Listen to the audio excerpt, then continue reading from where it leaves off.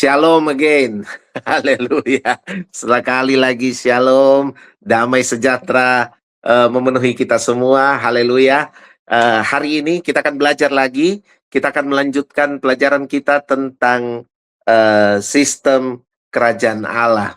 Nah, tentunya waktu kita belajar ini, kita juga pasti akan dipertemukan dengan hal-hal yang berkaitan dengan sistem yang melawan kerajaan Allah. Tapi biarlah saya memulai hari ini dengan memberikan sebuah statement bagi saudara. Kita perlu mempertimbangkan untuk belajar berpikir secara sistemik. Jadi kita perlu belajar untuk berpikir secara sistemik. Berpikir secara sistemik itu artinya kita punya kesadaran dan pemahaman bahwa hidup ini itu semua berjalan by system. Nah, tentu kalau Anda orang yang bekerja di marketplace, Anda paham sekali ini bahwa sistem itu dibuat untuk dapat melayani orang-orang yang terhisap di dalamnya. Tetapi dalam paradigma yang negatif, orang juga memakai sistem untuk menggiring opini dari orang-orang yang ada dalam sistem tersebut kepada opini-opini yang telah mereka sediakan dan buat untuk dipercayai. Nah, artinya begini, dalam saudara membangun sesuatu, bahkan juga dalam saudara ingin menghancurkan sesuatu, itu semua efektif dilakukan kalau kita melakukannya by system. Jadi yang harus kita pikirkan di dalam kehidupan kita ini adalah kita perlu merenungkan itu. Bagaimana kita belajar berpikir secara sistemik. Nah, saya mau saudara memperhatikan pelajaran kita yang pertama untuk kemudian mengaitkan dengan statement saya hari ini tentang perlunya berpikir secara sistemik. Karena kalau saudara belajar dari awal, maka saudara mengetahui bahwa bumi ini itu dibangun oleh Tuhan itu dengan menetapkan sistem yang kemudian sistem ini akan melayani orang-orang yang ada di bumi ini. Nah, sekarang kalau kita sudah bicara sistem daripada sistem daripada kerajaan Allah, maka kita sekarang akan belajar tentang pola dari sistem kerajaan itu sendiri. Nah, ini menarik saudara. Sistem itu selalu diikuti dengan adanya pola, adanya pattern, gitu ya. Selalu seperti itu. Sistem sistem apa aja itu akan selalu dia akan selalu menghasilkan sebuah pola, begitu. Ada pola-pola. Pola-pola ini adalah pola-pola yang memang sudah menjadi hal yang baku dan sederhana untuk dapat terlayani dalam sistem di mana kita ada, begitu ya. Nah, itu selalu itu ada seperti itu. Jadi saudara, saya rasa saudara paham sekali lah, di mana sistem ditetapkan maka pola kemudian muncul, gitu. Sistem ditetapkan, pola muncul. Demikian juga dalam sistem kerajaan Allah. Dalam sistem kerajaan Allah kemudian menghasilkan pattern daripada sistem dari kerajaan itu sendiri. Pola itu bicara tentang bagaimana sistem itu dapat berjalan dengan baik, gitu ya. Nah, mari kita lihat pola yang dihasilkan oleh kerajaan Allah. Nah, kalau saya melihat bagaimana pola yang dihasilkan oleh kerajaan Allah, kita bicara sejak awal ya, maka pola yang dilakukan oleh kerajaan Allah itu dimulai dengan kita lihat dari sistem yang pertama, gitu ya. Sistem yang pertama itu kita sudah belajar ada di Kejadian 1 ayatnya yang kedua, yaitu sistem hadirat Tuhan, sistem hadir, ya. Kejadian 1 ayatnya yang kedua. Nah, itu dibilang kan roh Allah melayang-layang di atas permukaan air. Itu sistemnya itu. Nah, di dalam kehadiran Tuhan ini, pola apa yang disediakan oleh Tuhan untuk kemudian terjadi itu, untuk kemudian orang terlayani pada sistem itu. Nah, pola yang disediakan Tuhan adalah, yang pertama adalah Tuhan menyediakan yang namanya pendampingan dan bimbingan. Nah, kalau saudara baca dalam nubuat kelahiran Yesus di dalam Matius, di dalam Matius 1, dikutip di Matius 1 ayat 23. Di Matius 1 ayat 23 dikatakan bahwa dia harus diberi nama Immanuel. Immanuel itu artinya Allah yang menyertai. Nah, waktu kita melihat hal tersebut, kita tahu bahwa dalam pola kehadiran Tuhan, itu, Tuhan itu selalu ingin memberikan pendampingan dan bimbingan. Mari kita lihat Keluaran 33. Ini adalah kisah yang sangat baik sekali untuk kita perhatikan. Keluaran pasalnya yang ke-33.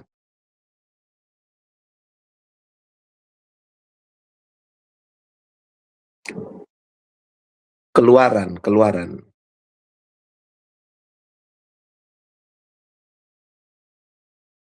Keluaran 33.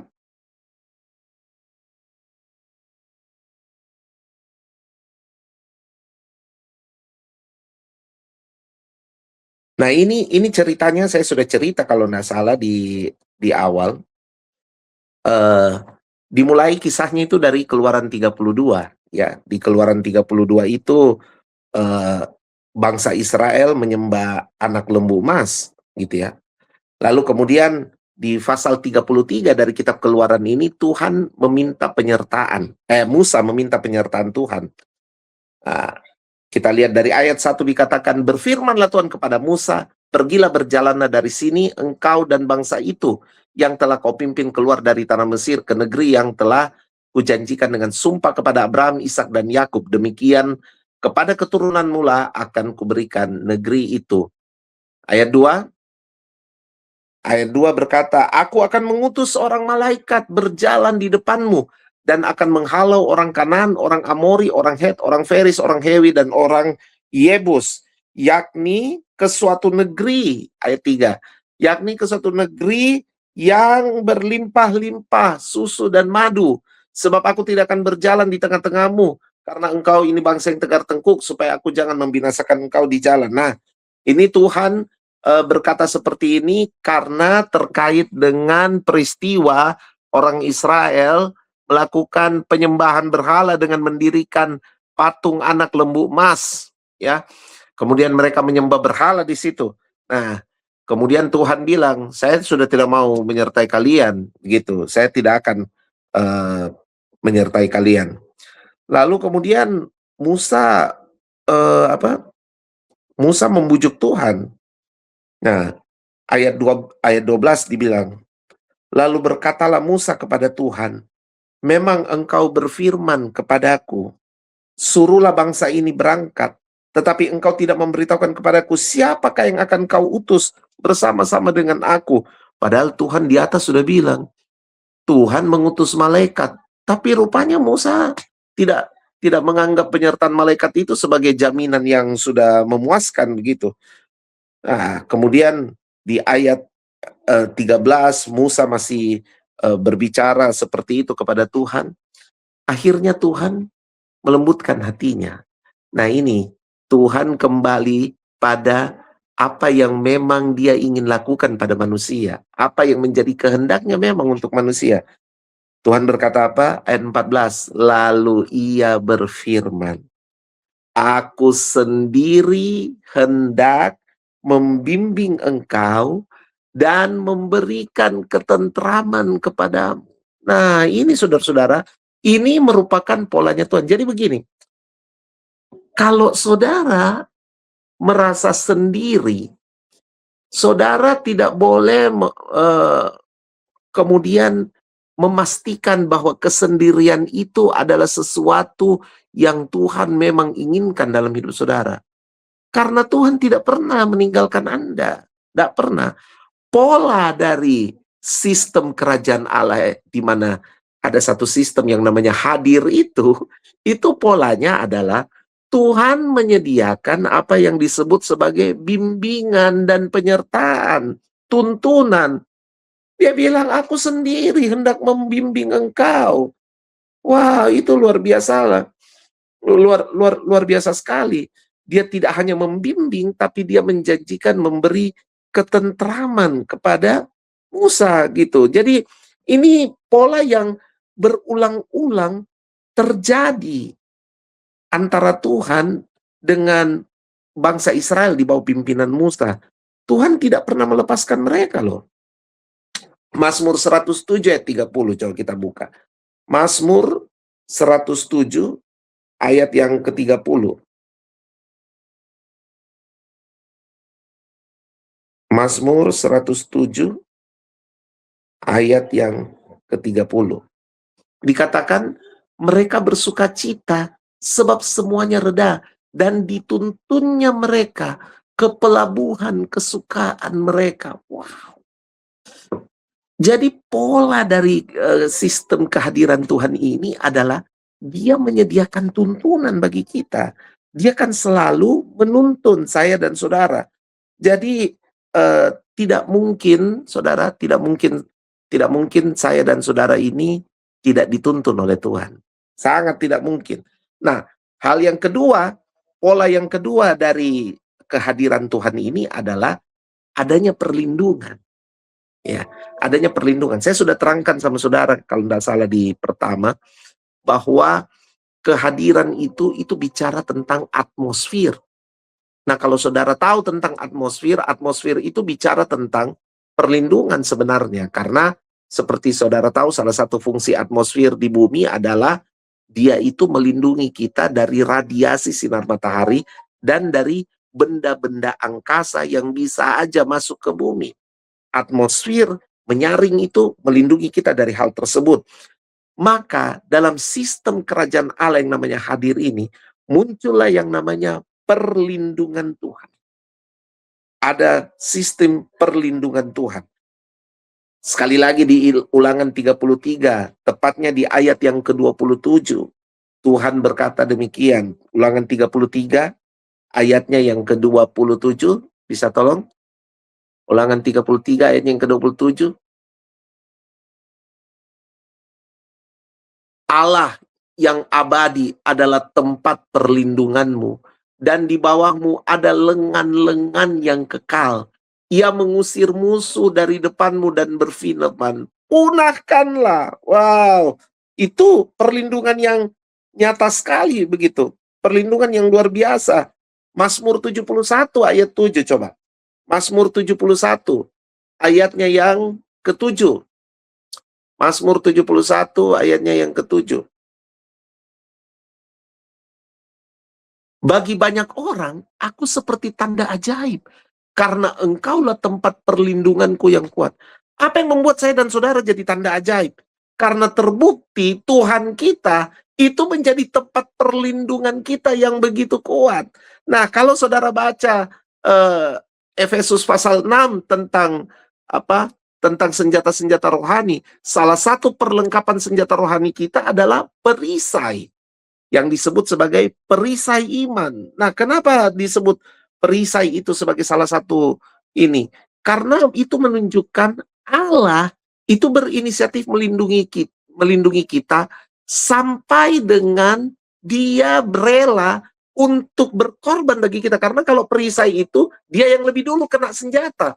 Dan itu sudah dibuktikan oleh Yesus. Yesus di kayu salib, dia menjadi perisai bagi kita. Kita sudah tidak lagi bisa dituduh oleh iblis. Kita sudah tidak bisa lagi dihantam dengan panah-panah beracun dari kuasa kegelapan yang mencoba menuduh kita siang dan malam. Tidak bisa. Karena Yesus di kayu salib, dia telah menjadi perisai bagi kita. Itu luar biasa. Nah, sekarang kita harus beriman kepada Yesus karena iman kita itu yang akan memanifestasikan perlindungan Tuhan sebagai perisai bagi kita. Nah, Mazmur 61, Mazmur 61 ayat 3. Mazmur 61 ayat 3, coba. Mazmur 61 ayat 3. Mazmur 61 ayat 3. Dari ujung bumi aku berseru kepadamu karena hatiku lemah lesu. Tuntunlah aku. Kemana? Ke gunung batu yang terlalu tinggi bagiku. Wey. Gunung batu yang terlalu tinggi bagiku. Wah, luar biasa. Tuhan itu gunung batu yang, sampai kita lihat begini. Wah, kita betul-betul sudah dilindungi dengan ekstra luar biasa karena sudah seperti itu perlindungan Tuhan bagi kita. Yoel 3 ayat yang ke-16. Saya run terus saja ini ayat-ayat untuk saudara diyakinkan lah ya. Diyakinkan dengan bahwa pola ini bekerja dalam saudara loh. Bekerja dalam hidup kita. Yoel pasal 3 ayatnya yang ke-16. Tuhan mengaum dari Sion, dari Yerusalem yang memperdengarkan suaranya, dan langit dan bumi bergoncang. Tetapi Tuhan adalah tempat perlindungan bagi umatnya, dan benteng bagi orang Israel. Selagi sekali, dia adalah tempat perlindungan. 1 Korintus 10, 1 Korintus 10, kalau nggak salah ayat 1, coba. 1 Korintus 10 ayat 1. 1 Korintus 10 ayat 1. Coba kita lihat dulu. Apakah benar ayat tersebut? 1 Korintus 10 ayat 1. Aku mau supaya kamu mengetahui saudara-saudara bahwa nenek moyang kita semua berada di bawah perlindungan awan dan bahwa mereka semua telah melintasi laut. Apa maksud Paulus ini? Itu adalah perjalanan orang Israel. Bahwa orang Israel itu ketika mereka berjalan di padang gurun, mereka berada dalam perlindungan awan. Ada tiang awan yang menaungi mereka pada saat siang hari, yang tentu saja memberikan kesejukan bagi mereka di padang gurun. Tetapi juga ada tiang api yang melindungi mereka dan memberikan kehangatan bagi mereka di padang gurun yang kalau malam itu udaranya berubah jadi ekstrim. Jadi sangat-sangat dingin. Itu perlindungan yang luar biasa. Bahkan kemudian mereka melintasi laut, di mana air laut itu menjadi benteng mereka. Wah, itu adalah gambaran yang sangat luar biasa tentang pola perlindungan Tuhan. Jadi dalam sistem kehadiran itu ada pola yang bekerja namanya pendampingan dan bimbingan. Lalu kemudian ada pola yang namanya perlindungan. Baik, sekarang kita masuk pada sistem yang kedua. Sistem yang kedua adalah, kita sudah tahu, kita sudah belajar sama-sama. Sistem yang kedua adalah firman. Nah, firman itu sifatnya adalah dia menetapkan dan menjadikan otoritas, gitu ya. Itu firman. Nah, pola yang ditetapkan oleh firmannya itu apa? Nah, dalam sistem yang namanya firman ini, maka ada pola yang diciptakan oleh sistem tersebut. Polanya itu adalah ini. Pola memberikan kemampuan identifikasi. Jadi setiap orang yang hidup dalam sistem firman Tuhan ini, maka mereka sudah pasti akan terbiasa dengan pola ini. Pola kemampuan identifikasi, pola mengidentifikasi. Adanya spirit of discernment. Wow, itu luar biasa itu. Spirit of discernment. Coba buka, ini ayat bagus sekali bunyinya. Kisah para Rasul 15 ya. Kisah para Rasul 15, coba buka. Kisah para Rasul 15 ayatnya yang ke-28. Kisah para Rasul 15 ayatnya yang ke-28. Kisah para Rasul 15 ayatnya yang ke-28. Mana 28? Nah, saya suka ini, kalimat ini. Sebab adalah keputusan Roh Kudus dan keputusan kami. Wah, itu kata-kata luar biasa itu. Sebab adalah keputusan Roh Kudus dan keputusan kami. Itu apa itu? Kemampuan identifikasi, sudah. identifikasi jalan. Kalau nggak salah saya sudah terangkan di awal bahwa eh, kemampuan kemampuan identifikasi itu sudah diberikan kepada manusia, tepatnya di Kejadian 2 ayat 15 ya. Di Kejadian 2 ayat 15 itu diberitahu bahwa manusia diberikan kuasa di Taman Eden untuk apa saudara-saudara? Untuk ya itu dia. Untuk mengusahakan dan memelihara. Nah, kata mengusahakan ini diambil dari kata aubat. Aubat itu seperti saudara sudah tahu bahwa aubat ini adalah dia punya arti itu adalah penyembahan sebenarnya, ya, penyembahan. Tetapi aubat juga itu punya arti begini. Aubat punya arti itu adalah penyembahan. Aubat punya arti juga itu adalah ibadah. Tapi aubat juga punya arti itu adalah bekerja. Wah, itu luar biasa itu. Jadi ternyata kita ini bekerja, muaranya itu, landasannya itu adalah, muara dan landasannya adalah penyembahan, hubungan kita dengan Tuhan. Itu luar biasa. Makanya saudara kalau hidup dalam sistem kerajaan Allah, saudara jadi mengerti bahwa kalau kita kalau kita mengerjakan segala sesuatu pekerjaan yang baik itu landasannya adalah dari hubungan kita dengan Tuhan. Saya sudah terangkan itu bahwa Daud itu dia apa Daud, Daniel, ya semua tokoh-tokoh Alkitab, Abraham, Ishak, Yakub, mereka bekerja, mereka melakukan pekerjaan mereka itu landasannya adalah dari hubungan mereka dengan Tuhan. Jadi apa yang mereka dapatkan dalam pekerjaan mereka itu terjadi karena mereka terjadi karena dinamika dari hubungan mereka dengan Tuhan. Jadi ini sesuatu yang luar biasa. Identifikasi ini penting. Nah, kita mengidentifikasi itu. Nah, yang kedua adalah mengusahakan. Itu tadi kata mengusahakan. Yang kedua adalah kata memelihara. Kata memelihara itu terambil dari kata syomar. Syomar itu punya arti adalah maintain. Tetapi juga apa? Syomar punya arti itu adalah identifikasi. Ya, identifikasi itu syomar. Jadi itu hal yang luar biasa. Saya sudah kalau tidak salah saya sudah terangkan sama saudara betapa Tuhan punya kerinduan untuk mengidentifikasi, ya. Nah, kemudian yang kedua dari pola firman Tuhan ini adalah pola dari sistem firman Tuhan ini menghasilkan sebuah pola. Yang kedua adalah menata kehidupan.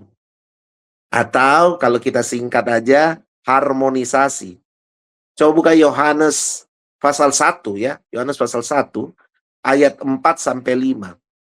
Yohanes pasal 1 ayat 4-5. Ini pola menata kehidupan ini. Itu luar biasa. Kalau Anda hidup dalam sistem firman, maka pola yang diciptakan oleh sistem ini adalah dia menata kehidupan Anda. Dalam dia ada hidup, dan hidup itu adalah terang manusia. Perhatikan ini baik ya. Dalam dia ini siapa? Sudah diterangkan di ayat sebelumnya bahwa dia ini adalah sang firman itu. Nah, ayat 5. Terang itu bercahaya di dalam kegelapan. Dan kegelapan itu tidak menguasainya. Itu apa itu? Itu ada harmonisasi kehidupan, ada penataan kehidupan. Bahwa Tuhan sudah menata. Terang itu bercahaya dalam kegelapan, dan kegelapan selamanya tidak dapat menguasai terang. Itu sudah ditata oleh Tuhan. Jadi saudara-saudara, kalau Anda dengar saya pada hari ini, menonton tayangan ini pada hari ini, kemudian Anda punya kehidupan, Anda sadar bahwa kehidupan Anda itu masih didominasi oleh kegelapan, saya mau beritahu kepada Anda, datang pada terang. Karena begitu ada terang, gelap pasti dikuasai olehnya. Tidak mungkin gelap menguasai. Sudah destininya itu, gelap tidak dapat menguasai. Makanya, kalau saudara mau mengubah kegelapan dalam kehidupan saudara, datang pada Yesus, karena Yesus adalah terang. Itu sudah dikasih tahu itu. Itu Tuhan sudah menata hal tersebut. Itu sudah menjadi pola dari sistem yang kedua yaitu firman Tuhan. Ingat, firman itu sifatnya menetapkan, menjadikan, dan melepaskan otoritas. Itu firman Tuhan. Jadi firman Tuhan, kalau dia sudah menetapkan sesuatu, itu tidak dapat dilanggar oleh apapun. Makanya saudara-saudara ini, saudara harus mengerti bahwa ketika firman dilepaskan, maka pola yang bekerja ketika firman dilepaskan adalah segala sesuatu akan harmonis, tertata. Harmonis itu adalah kehidupan yang tertata. Inilah yang terjadi, saudara-saudara. Inilah yang terjadi. Nah, ya, pola yang ketiga dari sistem firman Tuhan adalah tentunya terjadi pola mengajar.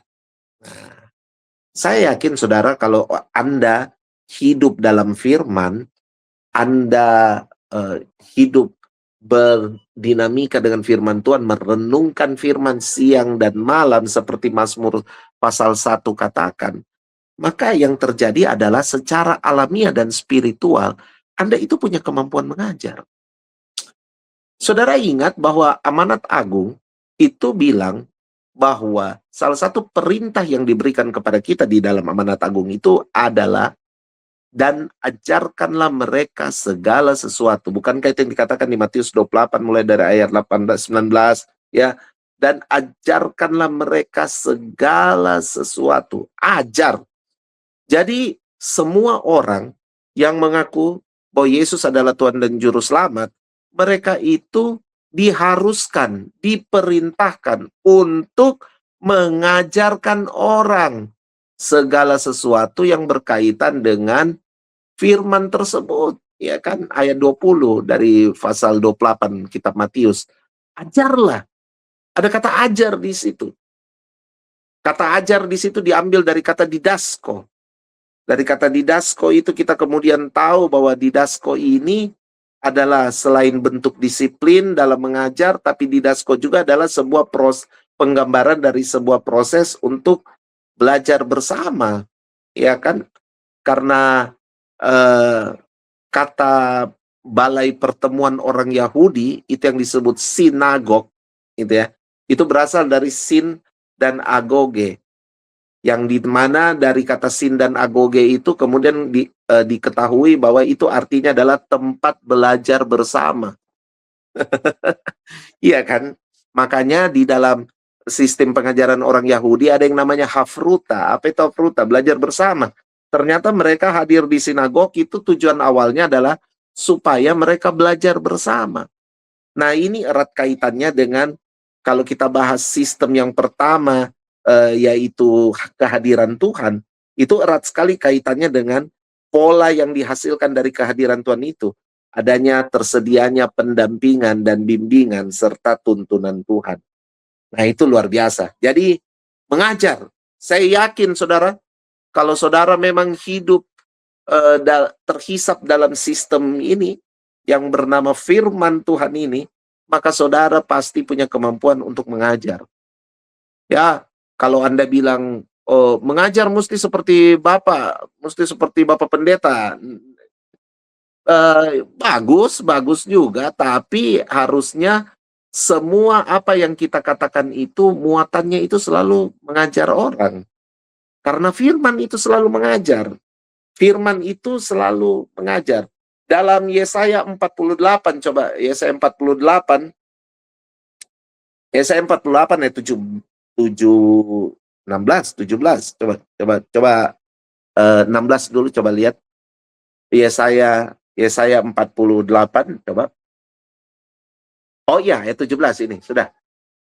Beginilah firman Tuhan, ayat 17 saja. Ayat 17. Ya, sudah betul itu tadi. Saya sudah lihat kata-katanya benar.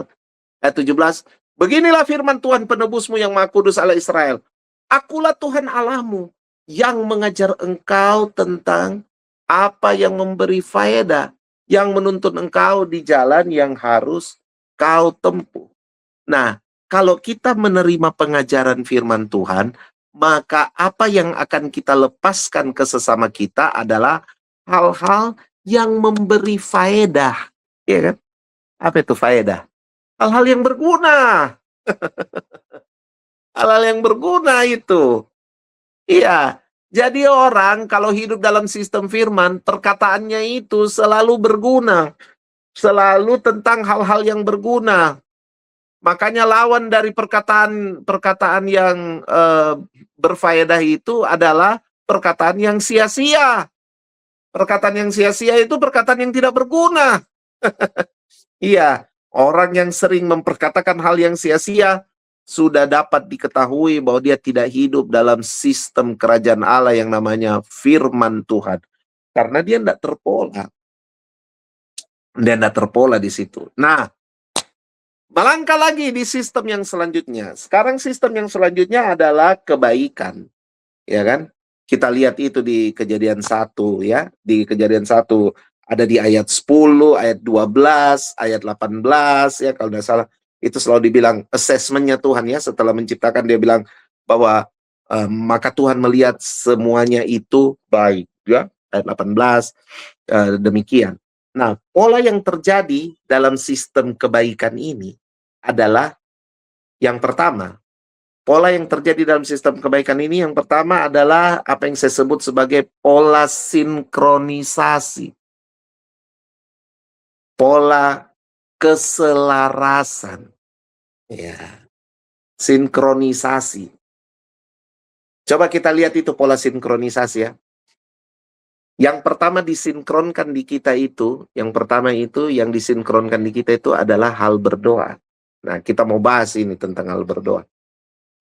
Karena itu dimulai dari Roma pasal 8. Nah, kita mulai dulu dari Roma pasal 8.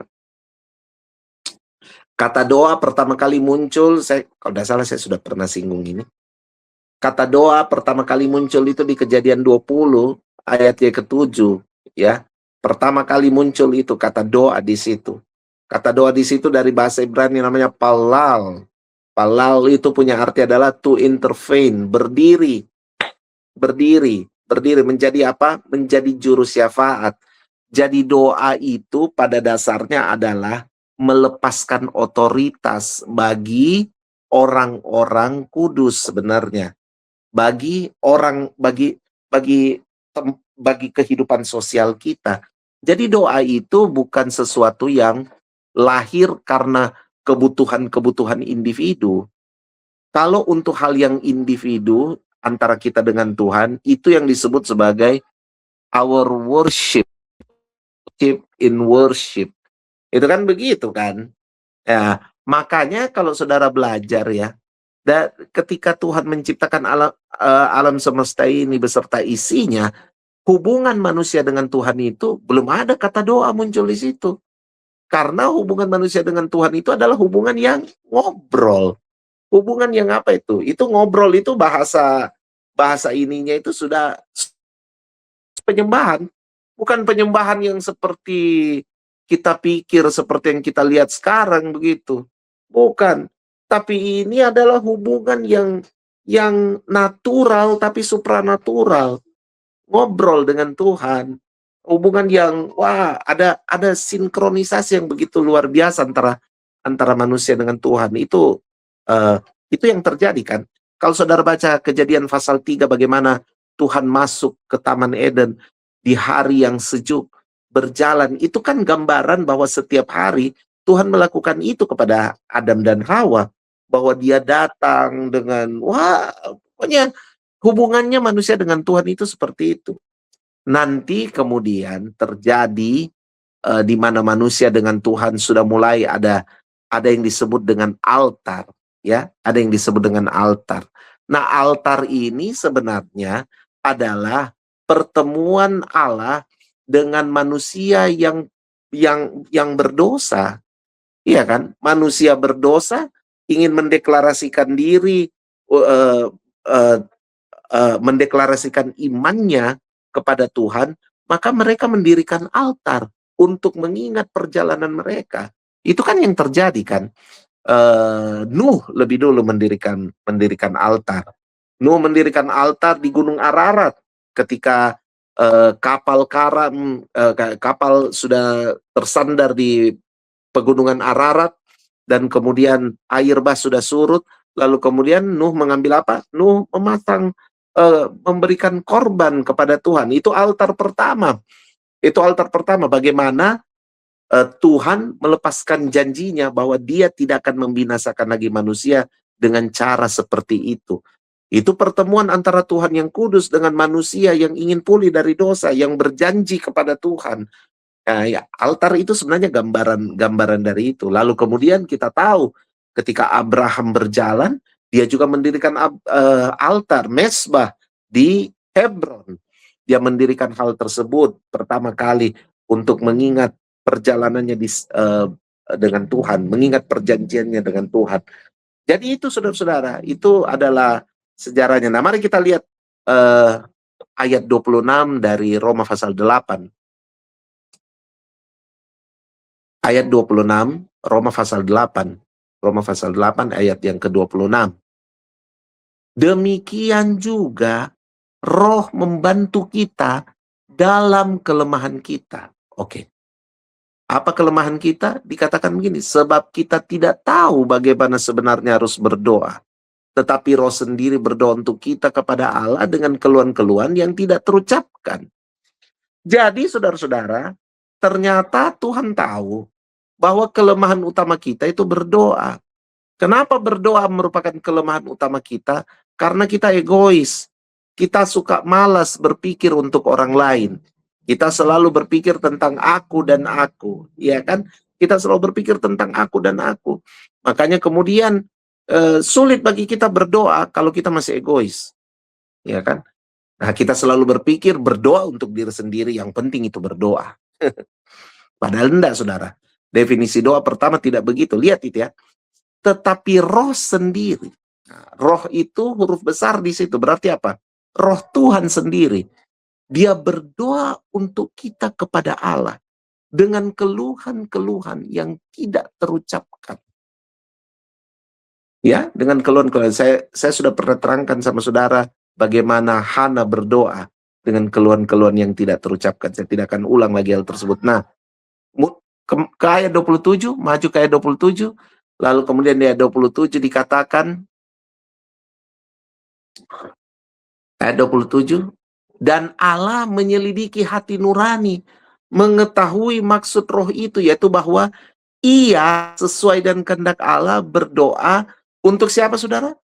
Untuk orang-orang kudus.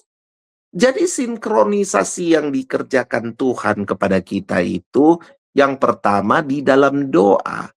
Bahwa doa itu bukan untuk diri sendiri sebenarnya, tapi doa itu dimulai adalah kita intervene, kita menjadi juru syafaat, berdoa untuk orang-orang kudus. Orang-orang kudus, saudara. Ini adalah tahap sinkronisasi. Jadi semua pada tempat yang tepat, dengan peran yang tepat, sehingga mencapai tujuan-tujuan ilahi, tujuan-tujuan yang kekal.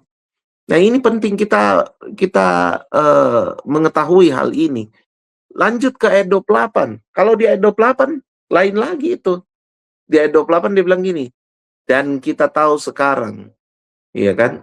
Kita tahu sekarang bahwa Allah turut bekerja dalam segala sesuatu untuk mendatangkan kebaikan bagi mereka yang mengasihi Dia. Nah, ini saudara, kita kalau baca ayat ini, kita selalu mengerti begini, oh, jadi Tuhan sengaja-sengaja memberikan kita inilah, membuat kita mengalami itu, supaya kita supaya kita mengetahui bahwa Dia mengasihi kita. Oh, enggak begitu cara kerjanya. Dikatakan begini, bahwa Allah turut bekerja dalam segala sesuatu. Artinya begini, misalnya dalam segala sesuatu saudara adalah saat ini mungkin sakit, tetapi Tuhan itu memutuskan untuk mau ada di tengah keadaan saudara itu. Dia datang kepada saudara dan bilang gini, saya mau bekerja dalam apa yang sedang kamu alami sekarang ini, untuk mendatangkan kebaikan bagi dirimu. 27 Desember lalu saya kehilangan ibu saya meninggal dalam usia hampir 84 tahun. Sebenarnya di bulan Januari tanggal 23 dia akan genap berusia 84 tahun, tapi di 27 Desember dia meninggal. Dan tidak enak itu kehilangan. Tapi ayat ini berlaku buat saya bahwa Tuhan datang untuk memberikan, untuk bekerja sama dalam keadaan yang sedang saya alami, tetapi bermaksud untuk mendatangkan kebaikan bagi saya. Nah, saudara-saudara, ini hal yang penting untuk kita pahami, bahwa Tuhan itu bukan memberikan kepada kita dengan sengaja, ada dapat ini, dapat itu, yang tidak baik, begitu bukan. Tuhan tidak pernah merancangkan yang seperti itu. Tetapi Tuhan itu mau bekerja di dalam apa saja yang sedang kita alami untuk mendatangkan kebaikan. Asalkan saudara dalam segala musim saudara putuskan untuk mengasihi dia. Karena kebaikan yang didatangkan Tuhan itu adalah bagi orang-orang yang mengasihi dia. Ya kan ditulis di situ kan, di ayat 28 itu ditulis bagi orang yang mengasihi dia. Nah, orang yang mengasihi dia itu adalah disimpulkan lagi oleh Rasul Paulus itu. Apa definisi orang yang mengasihi Tuhan? Orang yang mengasihi Tuhan itu menurut Paulus adalah mereka yang terpanggil sesuai dengan rencana Allah. Apa itu terpanggil? Terpanggil itu berarti level inisiatif. Kalau dipanggil itu begini, Anita, Hans, ayo ke sini. Baru mereka datang gitu. Bejo, sini. Ya, baru mereka datang. Tapi kalau terpanggil, itu Bejo tiba-tiba datang sama saya dan bilang begini, kakak panggil saya? Oh enggak sih. Tapi apa yang bisa saya bantu buat kakak? Itu inisiatif. Itu inisiatif.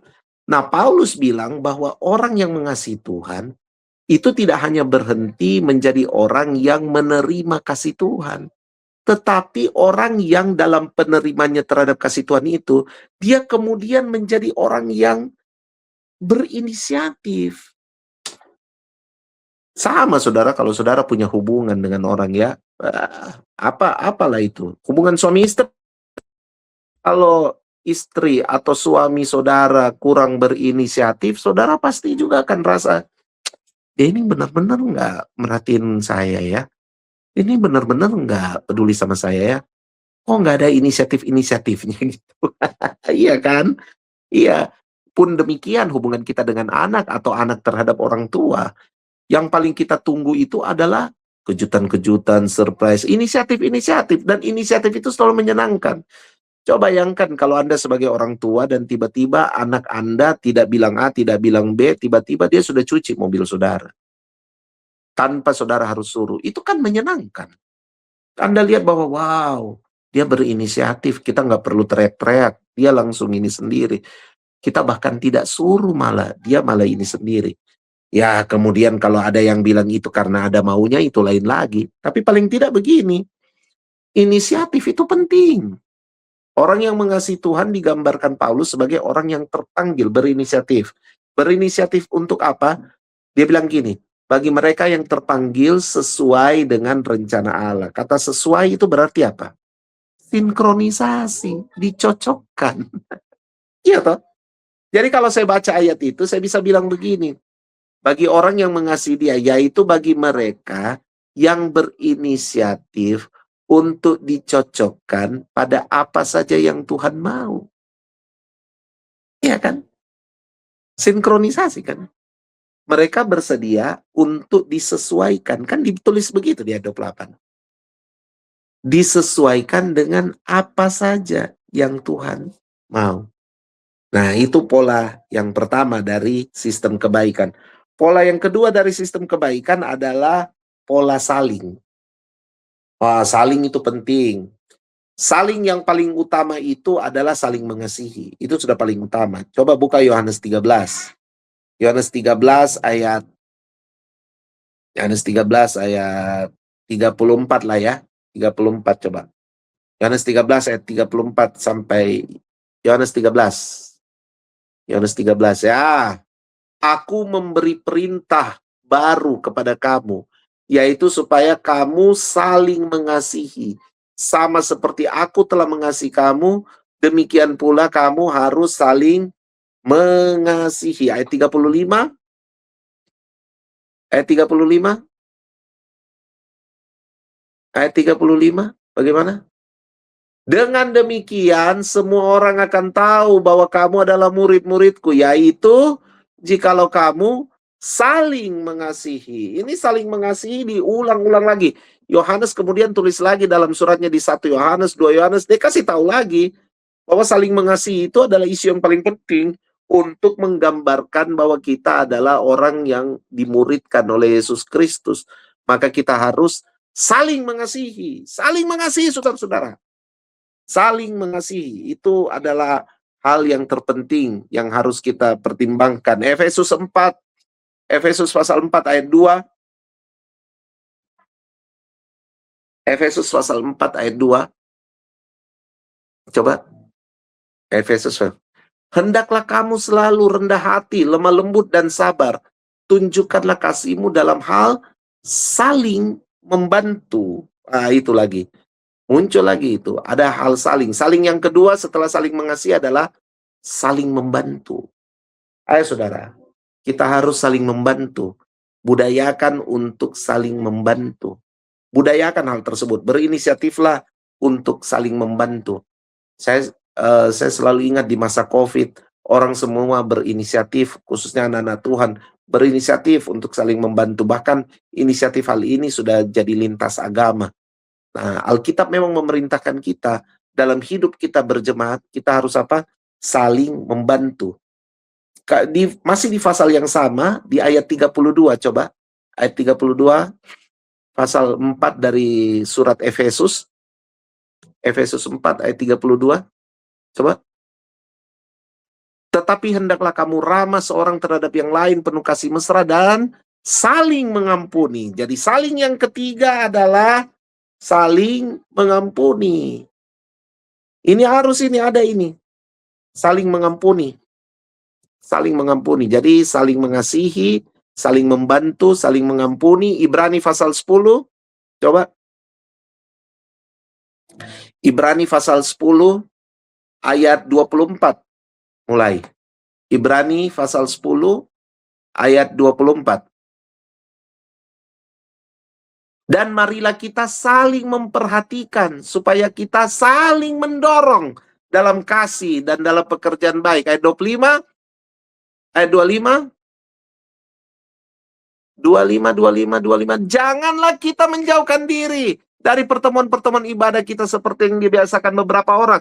Tetapi marilah kita saling menasehati. Ini. Jadi saling yang keempat adalah ayat 24. Coba kembali lagi ke ayat 24. Ayat 24. Kembali ke ayat 24. Saling yang keempat tadi adalah saling memperhatikan. Kemudian saling yang kelima adalah saling mendorong dalam kasih dan dalam pekerjaan baik. Saling mendorong dalam kasih dan dalam pekerjaan yang baik. Lalu kemudian ayat 25 itu adalah saling yang keenam. Ayat 25. Dan marilah kita saling memperhatikan. Nah, ini dia. Saling memperhatikan supaya kita saling mendorong dalam kasih dan dalam pekerjaan baik. Janganlah kita menjauhkan diri dari pertemuan-pertemuan ibadah kita seperti biasakan beberapa orang. Tapi marilah kita saling menasehati. Itu saling yang keenam. Saling menasehati. Dan semakin giat melakukannya menjelang hari Tuhan yang mendekat. Ini ada hubungannya dengan tadi di sistem firman. Saya sudah singgung bahwa salah satu pola yang terjadi dalam sistem firman adalah mengajar. Dan ternyata memang ketika Anda ada dalam pola kebaikan, dalam hidup saling itu ada saling menasehati. Ya, saling menasehati berarti apa? Saling mengajar lah. Iya, saling mengajar. Ada ayat-ayat yang lain lagi. Coba Yakobus 5. Yakobus 5 ayat 16. Saya run terus aja nih ayat-ayat supaya saudara diyakinkan betul-betul. Yakobus pasal 5 ayat yang ke-16. Yakobus pasal 5 ayat 16. Yakobus pasal 5 ayat yang ke-16. Karena itu hendaklah kamu saling mengaku dosa. Wah, ini lagi. Saling yang ke-7. Saling mengaku dosamu dan saling mendoakan. Saling yang ke-8. Saling mendoakan. Halo. Saling mengaku dosamu dan saling mendoakan. Jadi saling mengaku dosa itu bukan gibah, saudara. Jangan gibah. Saling mengaku dosa itu antara orang-orang yang akuntabel, yang saudara percaya, tapi ujung terakhirnya adalah harus apa? Saling mendoakan. Iya. Supaya apa? Supaya kamu sembuh. Iya kan? Kalau ada kehidupan saling ini, maka kita akan mengalami apa yang ditulis di bagian terakhir dari ayat ini. Doa orang yang benar bila dengan yakin didoakan sangat besar kuasanya. Kenapa doa kita tidak yakin didoakan? Karena kita tidak punya kehidupan saling. Maka punyailah kehidupan saling. Ya kan? Punyailah kehidupan saling. 1 Petrus 1 ayat 22. 1 Petrus 1 ayat 22. 1 Petrus 1 ayatnya yang ke-22.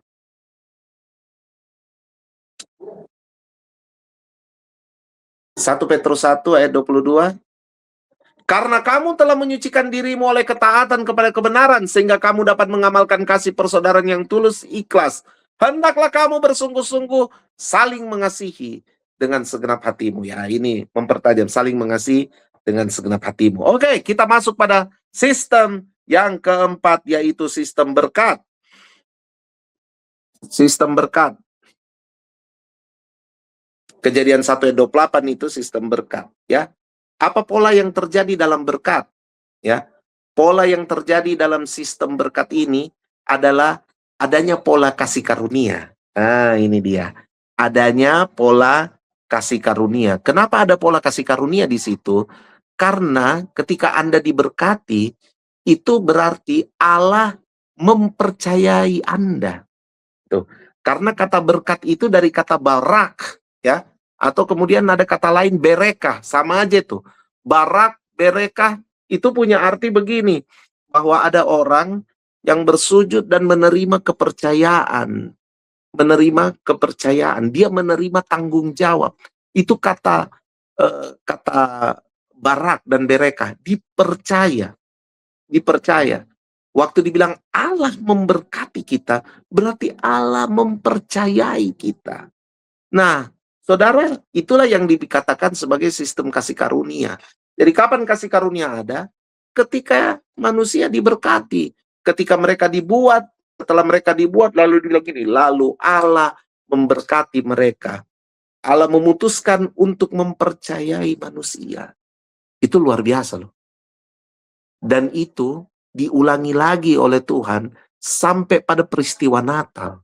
Di peristiwa Natal, untuk menghadirkan Mesias yang dijanjikan, Tuhan kembali memutuskan setelah hampir 400 tahun Tuhan tidak berbicara kepada manusia. Tidak ada firman datang kepada manusia. Tiba-tiba 400 tahun setelah itu, Tuhan memutuskan untuk mempercayai manusia. Dengan mempercayai Maria, mempercayai Yusuf, ya. Wah, itu luar biasa. Mempercayai gembala-gembala di padang, mempercayai orang-orang Majus. Wow, itu luar biasa itu. Itu hal yang sangat luar biasa. Jadi, bagaimana Tuhan mempercayai kita? Pertimbangkanlah ini, bahwa Tuhan tidak pernah menyerah atas kegagalan manusia. Karena yang dia kerjakan atas kegagalan manusia adalah dia menebus kita, dia menetapkan kita kembali, dan kemudian dia menyertai kita. Itulah yang terjadi dalam sistem berkat. Pola inilah yang terjadi. Pola yang kedua yang terjadi dalam sistem berkat adalah berbuah. Pola berbuah. Selalu berbuah. Itu yang dibilang waktu manusia dikatakan kamu akan, sayangnya di terjemahan bahasa Indonesia bilang beranak cucu dan bertambah banyaklah. Tapi kalau dalam bahasa Inggris bilang be fruitful. Berbuah. Berbuah. Ada kemampuan untuk berbuah. Ada kemampuan untuk berbuah. Kita berbuah di mana, saudara? Berbuah itu manifestasinya di dua hal. Yang pertama, kita berbuah dalam karakter kita. Kalau bicara karakter berarti bicara kualitas kehidupan kita, itu berbuah. Tetapi yang kedua, yang membuat kita berbuah itu adalah, tanda kita berbuah ya tentunya manusia. Ya kan? Selain secara jasmani kita melahirkan keturunan, tetapi juga ada manusia-manusia lain di sekitar kita yang kita sentuh oleh kualitas karakter kita, lewat kualitas karakter kita. Nah, itu tanda buah itu. Pertimbangkan untuk berbuah, saudara-saudara. Lepaskan kualitas yang terbaik, jangan punya karakter yang tidak baik. Makanya kalau Anda dalam sistem berkat, maka pasti ada bangunan kesadaran di mana Anda harus menghasilkan karakter-karakter yang baik. Pola yang ketiga adalah memiliki otoritas dalam keserupaan dengan Kristus. Nah, pola yang ketiga adalah memiliki otoritas. Anda berotoritas. Otoritas itu bukan otoritas itu berarti begini. Anda bukan orang yang digiring untuk memilih opsi yang telah ditetapkan, tetapi Anda memutuskan berdasarkan identifikasi Anda. Kita ini sudah terbiasa, saudara, terbiasa itu cuma disuruh pilih. Kamu pilih apa? Pilih A atau B. Padahal kita harus putuskan. Putuskan dengan apa? Putuskan karena kita mengidentifikasi keadaan itu. Bukan karena orang menyodorkan sama kita. Bukan karena sistem dunia menyodorkan kepada kita. Inilah hal yang salah, saudara-saudara. Bahkan untuk pokok-pokok doa, kita itu dipilihkan orang. Kita harus begini. Saudara harus menemukan beban sendiri. Makanya saudara, otoritas dalam keserupaan ini penting. Karena otoritas dalam keserupaan itu, kita belajar untuk memutuskan. Seperti tadi saya katakan dalam Kisah Para Rasul pasal 15.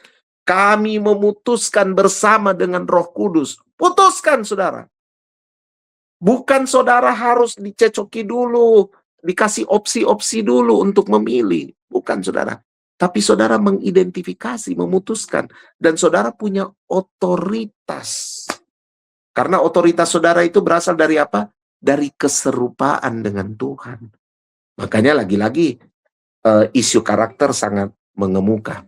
Nah, yang terakhir saudara-saudara adalah sistem yang terakhir adalah sungguh amat baik.